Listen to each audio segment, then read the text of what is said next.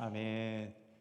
사람이 누구나 본능적으로 자기 생명을 지키려고 하는 본능은 아주 기초적인 본능이라고 말할 수가 있겠죠. 자, 그런데요, 역사 속에서 보면 그런 본능을 거슬러서 다른 사람을 위해서 생명을 내놓는 경우가 있습니다. 우리나라 6.25 전쟁 직후에 우리나라 군에서 훈련하는 도중에 수리탄 투척 훈련을 하는데요.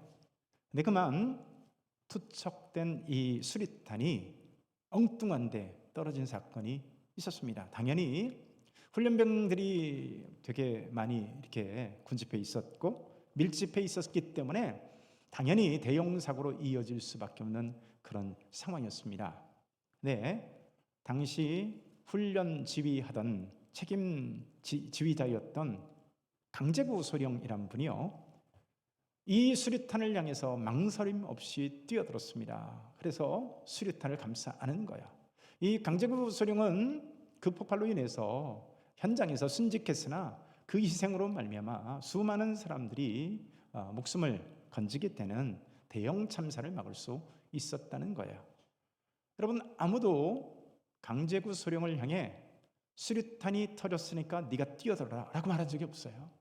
뿐만 아니라 어떤 매뉴얼, 그러니까 수류탄이 터지면 지휘자는 무조건 수류탄을 향해서 뛰어들어서 온몸으로 감싸 안으라, 이런 매뉴얼, 의무 규정이 없단 말이에요. 도대체 무엇이 자신의 생명을 그렇게 도외시하고 뛰어들게 만들었을까요?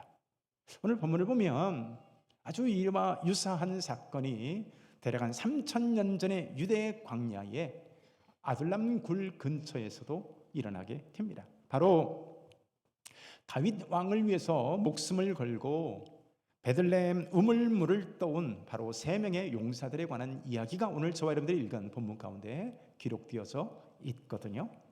오늘 이야기를 보게 되면 이게 단순한 무용담을 말하고자 하는 게 아닙니다. 오늘 본문을 잘못 읽잖아요. 그러면 무슨 절대 충성을 강요하는 무슨 조직의 무슨 갱스터 이야기 같은 조폭들의 이야기처럼 들릴 수 있어요.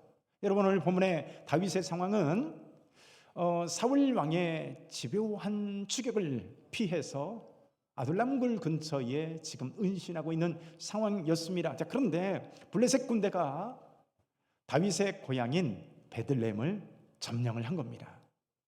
블레셋 사람들이, 블레셋 군인들이요, 베들레헴을 점령했다라고 하는 것은 이 블레셋 사람들이 유다 땅 가장 깊숙한 곳까지 지금 적군이 침투해 왔다라는 얘기예요.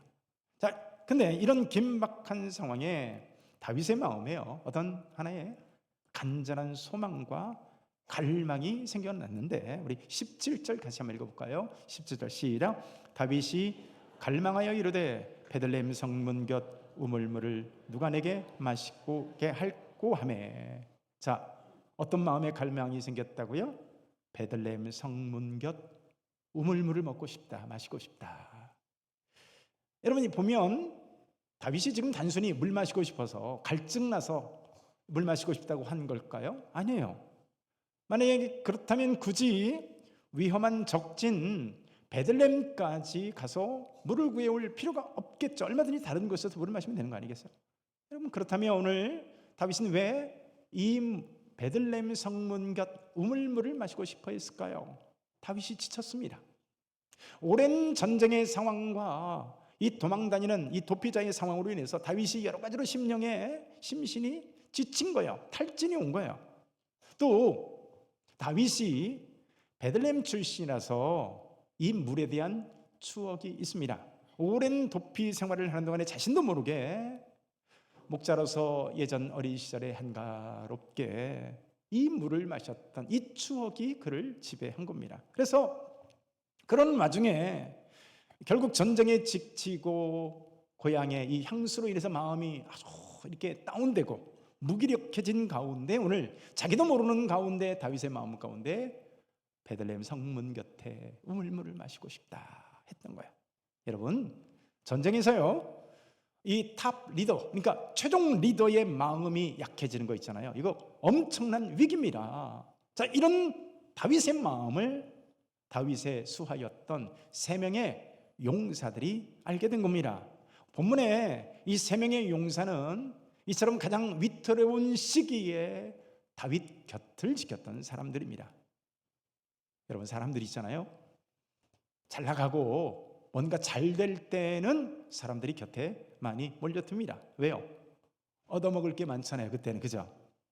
근데 진짜 헌신이란, 진짜 충성과 사랑이란 언제 나타납니까? 상황이 좋을 때가 아니라 그 사람의 위기에 처했을 때 진짜가 드러나는 것이죠. 당시 블레셋 군사력은요, 그야말로 이스라엘을 완전히 압도하고 있던 시기입니다. 왜냐하면 블레셋은 철기 문명으로 무장된 그런 나라였거든요. 그런 철기 문명으로 지금 이스라엘의 요충지인 르바임 골짜기에 지금 점령을 한 거예요. 특별히 다윗의 고향인 베들레헴에 수비대를 배치함으로 인해 가지고요, 이스라엘의 내륙 진출을 완전히 지금 차단한 상황입니다. 자, 그래서 다윗이 머물던 산성은 다윗 산성, 이 다윗 산성이죠, 예루살렘 성인데 지리적으로는 굉장히 견고했으나 안타깝게도요, 지금 다윗이 보급로가 다 끊긴, 차단된, 그야말로 고립된 상태에 지금 다윗이 있는 겁니다. 여러분, 얼마나 다윗이 심리적인 이 압박이 컸겠어요. 그런데 이 세 용사가요, 그런 다윗의 마음을 알고 적진을 뚫고 들어가서 돌파해가지고 오늘 물을 떠왔다는 얘기가 오늘 본문의 이야기예요. 자, 오늘 본문을 보면 돌파하다라고 하는 단어가 등장하면, 이 돌파하다라는 단어가 히브리어로 바카라고 하는 단어인데, 이 단어가 갖고 있는 뜻을 보면 나무를 쪼개다라는 뜻을 갖고 있어요. 나무를 쪼개다 혹은 몸을 가르다, 그리고 돌파하다, 이런 단어를 갖고 있어요. 그러니까 여러분, 이 용사들이 행한 이 박하는 단순히 적진을 갔다 온 게 아니라 그야말로 자신들의 몸이 찢길 각오로 적의 견고한 진영을 쪼개고 들어가서 이 우물물을 떠온 거예요. 다윗의 세 명의 용사는 왜 이렇게까지 충성을 했을까요? 여러분, 무슨 과인 충성을 한다는 그런 느낌 같지 않으세요?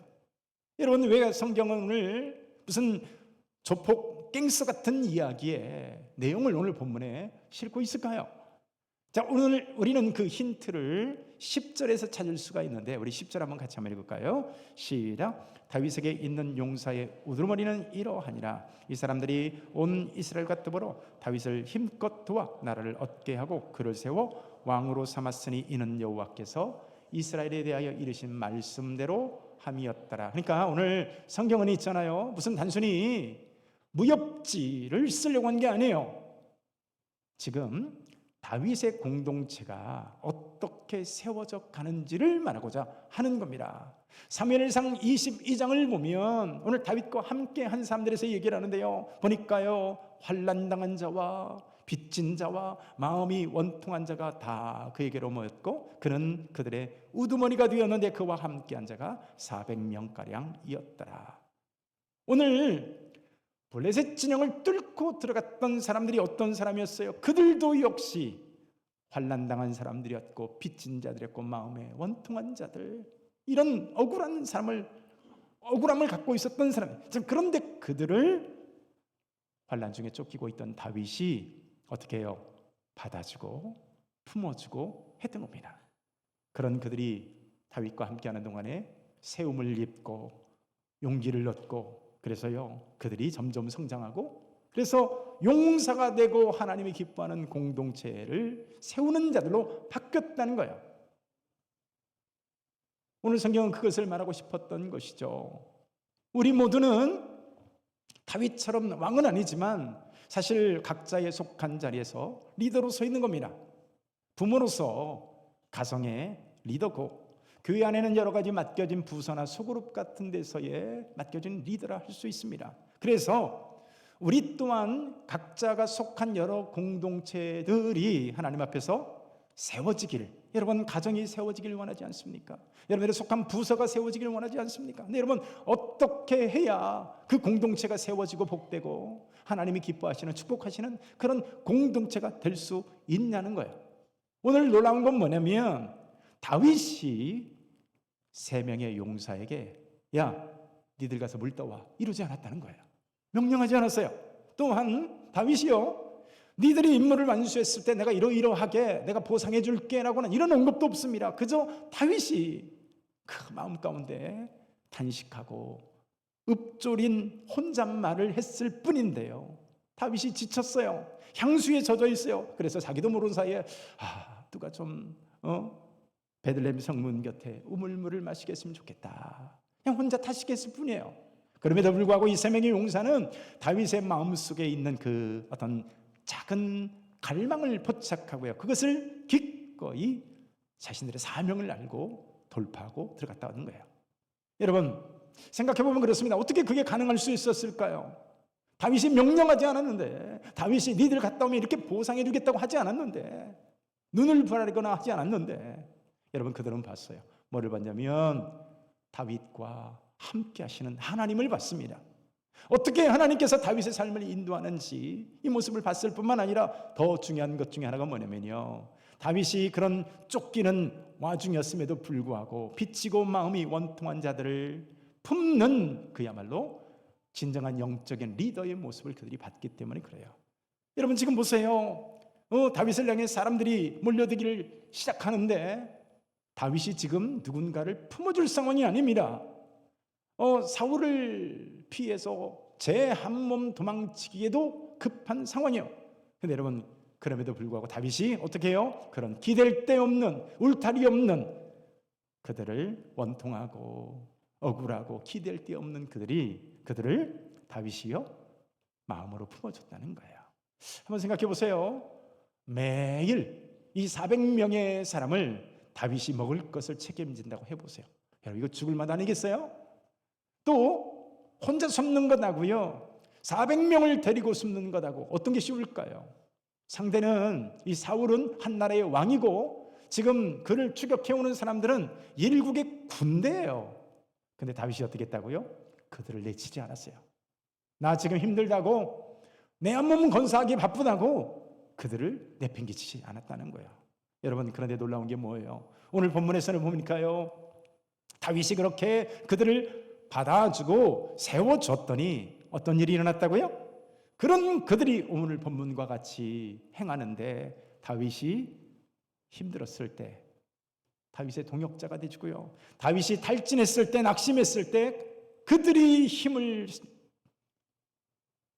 힘이 되어주고 목숨을 내주더라는 것입니다. 자, 오늘 본문을 보세요. 그야말로 정말 목숨을 내주는 행위라 할 수 있는데 11장 18절을 보면 이 세 사람이 블레셋 사람들의 군대를 돌파하고 지나가서 베들레헴 성문 곁 우물물을 길어가지고 다윗에게로 왔으나, 이게요 이 세 용사의 행위가 그야말로 미친 짓입니다. 세 사람이 블레셋 사람의 진영을 뚫고 들어가서 우물물을 가져오겠다고 한 거예요. 여러분 이게 합리적인 전략인가요? 군사적인 정략적인 어떤 그런 합리적인 건가요? 전혀 그렇지가 않습니다. 그런데 그 사람들은 보니까요 은밀한 작전을 펼쳐서 들키지 않고 들어갔다 나온 것이 아니라 그야말로 이 세 사람은 이 적군 대군을 싸우면서 들어갔고 싸우면서 나온 거예요. 그야말로 물 한 그릇을 위해서 지금 목숨을 건 겁니다. 여기에는 전략적 가치도 없고 군사적 의미도 없는 물 한 그릇을 위해서 오직 하나, 내가 섬기는 주군이 그리워한다는 이 마음으로 그들이 그런 일을 감행했던 겁니다. 여러분 놀랍지 않으세요? 한 나라의 정예들이 대군이 집결한 그 군대 한가운데를 이들이 뚫고 들어갔다 온 거예요. 제가 예전에 삼국지라고 하는 영화를 본 적이 있거든요. 뭐 소설로도 읽었지만 영화를 본 적이 있는데 이 삼국지는 중국 사람들의 그야말로 자랑 아니겠어요? 근데 그 영화 중에서 가장 강렬하게 인상 남는 것 중에 하나가 뭐냐면 이 조자룡이 유비의 갓난 아들, 그러니까 이름이 유선인데 이 유선을 구해오는 장면이에요. 서기 208년에 장판파 전투가 벌어졌는데, 자, 유비가 조조의 이 대군에 쫓기면서 피난하는 와중이었습니다. 그래가지고 그런 와중에 백성들이 흩어지고 가족들도 다 뿔뿔이 흩어지는 이런 혼란한 와중에 그만 이 유비의 부인과 그 아들 유선이 적진에 고립된 상황이 됐습니다. 그런데 장수 조자룡이 혼자서 이 조조군 진영 속으로 들어가서 수많은 적들을 뚫고 들어가서 마침내 유비의 아기를 품에 안고 탈출해 이 아기를 유비에게 건네는 거예요. 근데 실제 역사를 보면 조자룡이 아기를 보호한 것은 사실이나 홀로 단독 돌파해서 그런 무쌍의 활약을 펼친 것은 각색된 허구라고 하는 것이 대부분 학자들의 이야기입니다. 자, 근데 오늘 본문을 보면 이 세 명의 용사들의 이야기가 마치 삼국지 소설을 보는 것 같지 않으세요? 네, 여러분, 이게 어떻게 가능했을까요? 다윗이 하나님 앞에서의 영성이 배어있는 리더였을 뿐만 아니라 하나님이 함께 하신다는 리더임을 그들이 받기 때문에 그래요. 분명 강요당하지 않았으나 그들은 다윗을 사랑했고 다윗의 소원을 자기들 것으로 삼았다는 거예요. 자, 근데 여러분, 오늘 본문을 보면 이런 그들의 행동을 뛰어넘는 감동을 느끼게 하는 다윗의 하나의 행동이 등장을 하는데요. 우리 18절 우리 같이 한번 읽을까요? 18절입니다. 시작. 이 세 사람이 블레셋 사람들의 군대를 돌파하고 지나가서 베들레헴 성문 곁 우물물을 길어 가지고 다윗에게로 왔으나 다윗이 마시기를 기뻐하지 아니하고 그 물을 여호와께 부어 드리고. 자, 그런 그들의 희생과 헌신과 그런 충성된 마음으로 물을 길러 왔을 때 만약에요 다윗이 홀짝하고 마셨다면 여러분 이건 완전히 코미디가 되는 거예요. 또 만약에 그들을 칭찬하면서 보상을 냈다, 상금을 내렸다, 그러면 그야말로 조폭 갱스터 이야기가 되는 겁니다. 여러분, 여기서 다윗은 무엇을 선택합니까? 마시기를 기뻐하지 아니하고 그 물을 여호와께 전제로 제사로 부어드린 거예요. 왜 마시지 않았을까요? 자, 마시지 않은 내용에 관한 이야기가 19절 전반부에 등장하는데요. 내 하나님이여, 내가 결단코 이런 일을 하지 아니하리이다. 생명을 돌아보지 아니하고 갔던 이 사람들의 피를 어찌 내가 마시리까 하면서요, 여러분, 그가 이 물을 마시지 않고 여호와의 제단에 뿌려 하나님께 올려드린 거예요. 그야말로 존경스러운 다윗의 모습이죠. 다윗은 그것을 단순히 물로 보지 않고요, 부하들의 피와 생명으로 봤습니다. 여러분, 진짜 하나님의 사람만이 할 수 있는 행동을 할 수 있습니다. 다윗은 이 세 용사들의 헌신을 당연한 것으로 보지 않았습니다. 내가 너희들에게 그동안 어떻게 했는데, 그러니까 너희들이 나한테 이렇게 희생하는 건 당연한 거지. 그렇지 않았어요. 여러분, 이 세 용사들의 행동을 보면 그야말로 이들의 행동이야말로 아가페적인 사랑에서 기인한 것이라고 볼 수 있는데, 다윗 역시 어떤 보상을 바라고 그들을 목숨 걸고 품었던 것이 아니었어요. 환난당하고 마음에 억울하고 원통함을 갖고 고통하는 그들을 자기 살기도 버거운데 제 한 몸 건사하기도 벅찬데 다윗이요 그들을 품어줬던 거예요. 여러분, 그렇지 않나요? 부모들도 보면 자녀들을 향해서 여러분 어떤 대가를 바라고 부모들이 희생하고 헌신하지 않습니다. 야, 내가 너희들에게 이렇게 했으니까 너희들 크면 반드시 너희들은 부모에게 이렇게 해야 돼. 그런 부모들 일반적으로 없습니다. 그냥 품어주는 거예요. 부모가 고생을 해도 때로는 자녀가 이렇게 아프면 몇 날 며칠 잠을 못 자고 자식을 위해 수고해도요, 정상적인 부모라면 대가를 바라지 않습니다. 여러분, 이것을 아가페적인 사랑이라고 말해요. 그런데 오늘 다윗이 오늘 부하들의 희생을 통해 그런 아가페적인 헌신을 본 겁니다. 근데 그걸 홀짝 마셔요? 여러분, 다윗은 오히려 그들의 이런 희생을 보면서 하나님 앞에서의 결단의 기회로 삼습니다. 그들이 가져온 물을 그래서 생명을 담은 헌신으로 피로 본 거예요. 그래서 하나님께 부어드립니다. 그리고 하나님께 예배하면서 새롭게 결단합니다. 오랜 전쟁으로 지치고 무기력해짐으로 인해서 로뎀나무에서 탈진한 마치 엘리사처럼 낙심했었는데, 이런 헌신하는 그들의 새 용사들의 모습을 보면서 나는 혼자가 아니었구나. 바로 저런 충성된 사람들을 하나님께서 내게 붙여주셨구나. 하나님의 약속은 결코 꺼지지 아니하였구나. 이렇게 하나님의 은혜를 경험하면서요, 은혜로 인식하면서 그 물을 제단에 부어드린 오늘 새롭게 헌신하는 다윗의 모습을 보게 되는 거죠. 여러분, 진정한 믿음의 사람의 모습이 아닌가요? 다윗은 부하들의 헌신을 자기 향락으로 소비하지 않았습니다. 그리고 하나님께 오히려 올려드리면서 기도하는 거예요. 얼마든지 일반적인 사람들 같으면 그럴 수 있습니다. 내가 이런 사람이야. 내가 말이야, 내 밑에는 이런 수하들이 있어. 내가 눈빛만 바래도 수하들이 알아서 목숨을 거는 나 이런 사람이야 라고 할 수 있거든요. 천박한 사람들은 그러는 거예요. 그러나 다윗은 그들의 헌신을 여러분 자기 영광으로 삼지 않고 어떻게 해요?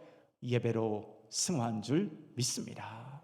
얼마나 많은 사람들이 조그만한 그런 영광거리만 있어도 자기를 드러내기 바쁩니까? 그러나 여러분, 진정한 영성이 배어있는 리더는 자기 영광으로 삼지 아니하고요, 어떻게 해요? 오늘 다윗과 같이 하나님께 영광을 돌리는 거예요. 여러분, 그런 다윗이었기 때문에 오늘 본문 바로 앞절에 있는 9절에 만군의 여호와께서 함께 계시니 다윗이 점점 강성하여 가니라. 이런 신앙, 이런 믿음으로 하나님 앞에 자기 영광으로 삼지 않고 하나님의 영광으로 돌리는 새로운 결단으로 나가는 이런 다윗과 함께 하나님이 함께 하시면 그가 점점 강성하여진 줄로 믿습니다. 자기가 하나님 자리에 앉는 게 아닌 거예요. 또 그런 사람들의 사랑과 헌신을 볼 때도 내가 잘나서가 아니라 오직 하나님의 은혜로다 인 것이죠. 놀라운 것은 오늘 역대상 11장의 이 사건이요, 신약 성경에 예수 그리스도를 가리키는 강력한 구속사적 모형이라는 사실입니다. 다윗은 일찍이 하나님으로 인해서 왕으로 기름 부음을 받았으나 사실 거절당한 왕으로서 오랫동안 광야의 황무지에 아둘람 굴에 머물렀던 것을 보게 됩니다. 여러분, 우리 예수님 역시 어땠습니까? 자기 땅에 왔으나 자기 백성들이 영접하지 아니한 그야말로 거절당한 왕으로서 이 땅에 거하셨던 것을 보게 돼요. 재밌는 게 뭔지 아십니까? 다윗이 베들레헴에서 기름 부음을 받았는데 여러분, 예수님 역시 베들레헴에서 탄생하십니다. 다윗이 30세에 왕의 통치를 시작하는데 예수님 역시 놀랍게도 30세에 공생애를 시작하는 거예요. 다윗이 기름 부음 받은 왕 아닙니까? 그런데 도피다 생활을 하는데 예수님 역시 뭐라고 말씀하셨을까요? 인자는 머리 둘 것이 없도다라고 말합니다. 다윗이 원통하고 가난하고 소외된 사람들이 그를 따르고 의지하는데 죄인의 친구가 된 예수님의 모형이라고 할 수 있는 거예요. 그래서 여러분, 예수님이 공생의 그 사역을 하실 때 가난하고 억눌리고 병들고 소외되고 죄인인 사람들이 다윗을 따랐던 것처럼 예수님을 따랐던 거예요. 특별히 오늘 이 다윗이 베들레헴 우물을 갈고 하는데 놀랍게도 미가서 5장 2절에서는요 이렇게 예언을 하고 있습니다. 우리 같이 읽습니다. 베들레헴 에브라다야, 너는 유다 족속 중에 작을지라도 이스라엘을 다스릴 자가 내게로 나올 것이라. 그의 근본은 상고의 영혼에 있느니라. 여러분, 이 예언의 말씀은 예수님 오시기 700년 전에 예언된 말씀인데요, 어디에서 태어날까라고 말씀하고 계세요? 베들레헴에서 탄생할 것이다 라고 예언을 하고 있습니다. 베들레헴에서 이스라엘을 다스릴 자가 나오는데 보라, 이 아기의 근본이 상고의 영혼이다 라고 하는 거예요. 이 상고라는 말이 여러분 어렵죠? 그러니까 옛날을 의미하는 옛고자와 윗상자를 써서, 그러니까 그냥 단순히 옛날 옛적애가 아니라 태초보다 앞선 시간을 의미할 때 상고라는 단어를 쓰는 거예요. 여러분, 베들레헴에서 탄생하는 이 아기는 태초보다 앞선 시간일 뿐만 아니라 그의 근원은 영원에 있다, 영원에 있다라고 말하는 거예요. 여러분, 저와 여러분들의 근원은 기껏해야 몇십 년입니다. 혹은 100년 남짓 아니겠어요? 근데 여러분, 베들레헴의 우물을 갈구한 다윗의 후손으로 오시는 그리스도는 그야말로 정확히 예언하신 그대로 베들레헴에서 탄생하시는데 그 예수님의 근본이 어디라고요? 상고의 영원이니라. 특별히 이 베들레헴의 우물을 갈구하는데, 그리고 베들레헴에서 다윗이 기름 부음을 받고 예수님이 베들레헴에서 태어나는데요, 이 베들레헴이라고 하는 단어가 떡집이라는 뜻입니다. 여러분, 예수님께서는 요한복음 6장에서 뭐라고 말씀하세요? 예수께서 이르시되 나는 생명의 떡이니 내게 오는 자는 결코 줄이지 아니할 터이요 나를 믿는 자는 영원히 목마르지 아니하리라. 그래서 다윗도 베들레헴에서 태어나고 그의 후손으로 오시는 메시아도 생명의 떡을 의미하는 베들레헴에서 탄생하시겠다고 예언했고, 여러분 베들레헴에서 탄생한 줄로 믿습니다.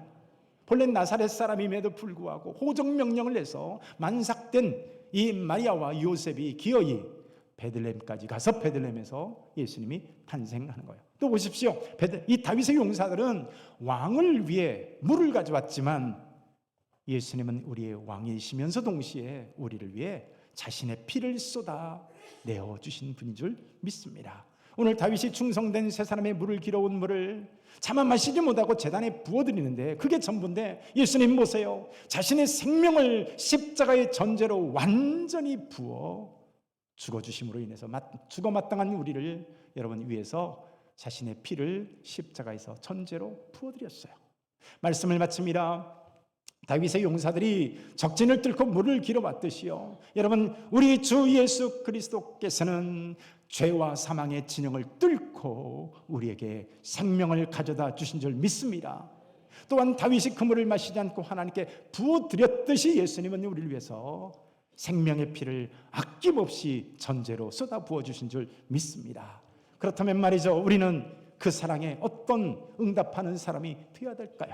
새 용사들이 명령받기 전에 다윗의 뜻을 분별했던 것처럼 우리 또한 주님의 마음을 분별하고 오늘 새 용사와 같은 헌신으로 이어져야 될 줄로 믿습니다. 여러분, 이런 놀라운 충성과 믿음의 헌신이 예배하는 모든 성도들의 삶에 여러분 충만하실 수 있기를 소망합니다. 예, 우리 한 목소리로 한번 기도하기를 원합니다. 오늘 기도할 때 주님, 우리 또한 자신의 생명을 아끼지 않고 자원하여 헌신했던 새 용사처럼 우리도 하나님의 마음을 헤아리고 기쁘시게 하는 충성된 일꾼 되게 하여 주옵소서. 하나님, 다윗처럼 열매와 희생을 내 영광으로 가로채지 않게 하여 주시고 오직 하나님의 전적인 은혜임을 고백하는 믿음의 자녀 되기를 원합니다. 우리 하나님 함께 하여 주옵소서. 우리 한 목소리로 한번 기도합니다. 하나님 아버지, 우리 또한 자신의 생명을 아끼지 않고 자원하여서 헌신했던 새 용사처럼 하나님의 마음을 헤아리며 오늘도 주님의 뜻을 분별하여 기쁘시게 하는 충성된 일꾼 될 수 있기를 소망합니다.